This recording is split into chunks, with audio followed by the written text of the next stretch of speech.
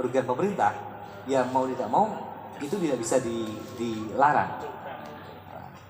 Ada dua divisi di perusahaan media. Pertama adalah divisi redaksi, yang kedua adalah divisi perusahaan.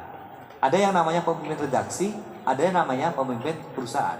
Kalau pemimpin redaksi membuat berita, kalau pemimpin perusahaan mencari berita termasuk kerjasama ADV, iklan, dan sebagainya. Lah, kalau misalnya kerjasama dengan DPU, ADV, tapi kemudian pada proyek lain ada proyek DPU yang menyalahi kontrak atau ada masalah, dan kemudian wartawan mau menulis, ya udah menulis saja. Jangan merasa terbebani dengan ADV itu, dan harusnya memang idealnya tidak seperti itu. Yang penting ketika Bapak Ibu kawan-kawan menulis tentang kasus itu, narasumber dikasih kesempatan, dikasih hak jawab, konfirmasi dan sebagainya. Salah apabila Anda menulis dari perspektif narasumber X saja, tapi DPU-nya enggak.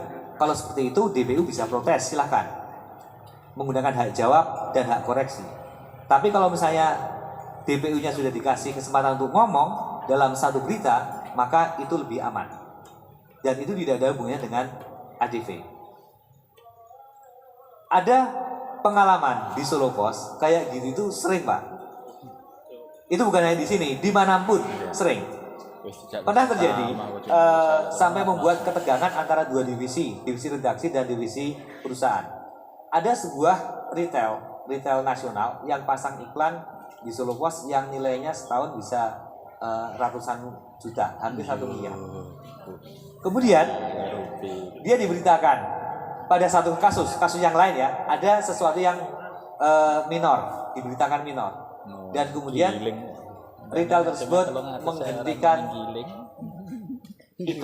kontrak iklan dengan Solo Pos. Dan yang marah adalah teman-teman bagian iklan. Otomatis kan? Ya. Dia sudah punya kontrak, wah targetnya akan tercapai. Kemudian gara-gara pemberitaan wartawan, kontrak itu sirna. Dan dua divisi itu bentrok, saling padu gara-gara gitu. Itu wajar. Di mana-mana di dunia internasional kayak gitu terjadi. Pertentangan antara dunia divisi iklan dengan divisi redaksi. Ya, kami redaksi tetap jalan. Kami tetap menulis itu karena itu adalah kepentingan publik. Anda juga bisa perlu memahami itu juga. Akhirnya kemudian ada kesepakatan bareng. Ya udah, kita saling memahami bahwa berita ya berita, iklan ya iklan. Ada dua hal yang berbeda. Jangan sampai dicampur adukkan antara iklan dengan berita. Oke, itu yang pertama dari Pak Beni. Kemudian yang kedua, soal kerjasama liputan mana? Salah satunya adalah melakukan verifikasi media. Pertama, melakukan verifikasi media. Yang kedua, melakukan sertifikasi wartawan. Wartawan diuji kompetensinya dan nanti akan mendapatkan semacam sertifikat kompetensi bahwa dia memang wartawan profesional. Kemudian medianya juga mendapatkan verifikasi dari Dewan Pers. Itu adalah salah satu upaya yang dilakukan oleh Dewan Pers untuk menghapus media abal-abal dan wartawan abal-abal. Itu yang pertama.